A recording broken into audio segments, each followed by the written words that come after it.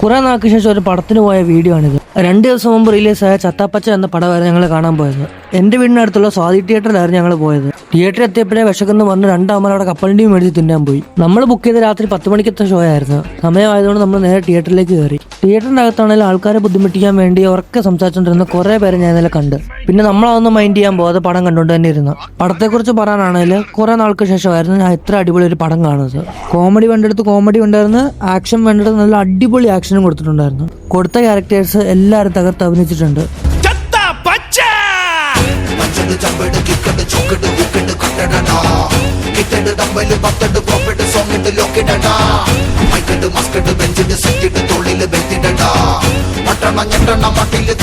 മെയിനായിട്ട് എനിക്ക് പറയാനുള്ളത് നമ്മുടെ മമ്മൂക്കയുടെ അഭിനയത്തെ പറ്റിയായിരുന്നു. ജസ്റ്റ് മമ്മൂക്ക ഡയലോഗ് പറഞ്ഞ സ്ലാങ്ങിന്റെ മാത്രമേ പ്രശ്നമുള്ളായിരുന്നു. അല്ലാതെ ഓവറോൾ നമുക്ക് എല്ലാവർക്കും പടം ഇഷ്ടപ്പെട്ട് 12 ആയപ്പോഴേക്ക് പടം കഴിഞ്ഞിരുന്നു. അതുകൊണ്ട് നേരെ നമ്മൾ വീട്ടിലേക്ക് പോയി.